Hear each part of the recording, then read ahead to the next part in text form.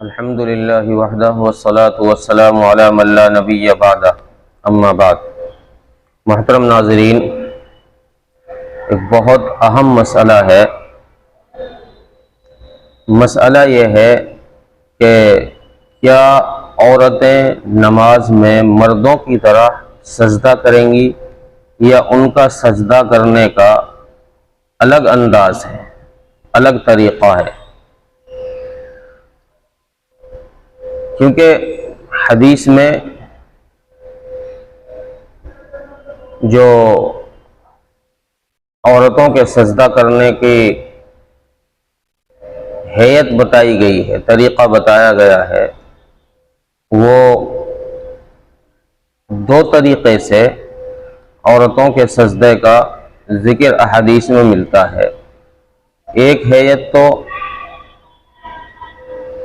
مردوں کی طرح ہے کہ عورتیں مردوں کی طرح ہی سجدہ کریں گی، جو کہ بہت ساری عورتیں کرتی بھی ہیں۔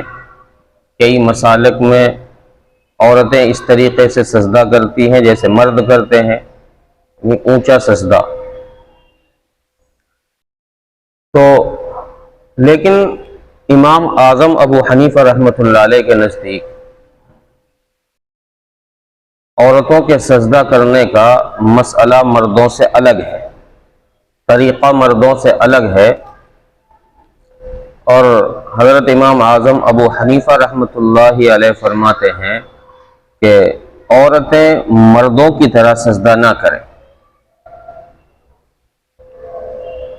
چونکہ حدیث میں عورتوں کے سجدہ کرنے کے لیے یہ بھی بتایا گیا ہے کہ عورتیں زمین سے چپک کر سجدہ کریں، اور چونکہ عورت جو ہے وہ پردے کی چیز ہے، اگر وہ مردوں کی طرح سجدہ کرے گی تو اس کے اور اعضاء ظاہر ہوں گے جس سے بے پردگی ہوگی۔ اور فقہا نے ایک اور اہم بات یہ لکھی ہے کہ عورتیں اگر مردوں کی طرح سجدہ کریں تو ان کا جو مقام خاص ہے، اس مقام خاص میں مردوں کے مقابلے میں ڈھیلا پن ہوتا ہے، تو وہاں سے وضو کے ٹوٹنے کا زیادہ اندیشہ ہے، ریح خارج ہونے کا زیادہ اندیشہ ہے۔ اس لیے عورتوں کو حکم یہ ہے کہ عورتیں زمین سے چپک کر سجدہ کریں، یعنی ان کی کوہنیاں ملی ہوئی ہوں پہلوؤں کے ساتھ، اور ران زمین سے چپکی ہوئی ہو، اٹھ کر کے سجدہ نہ کریں۔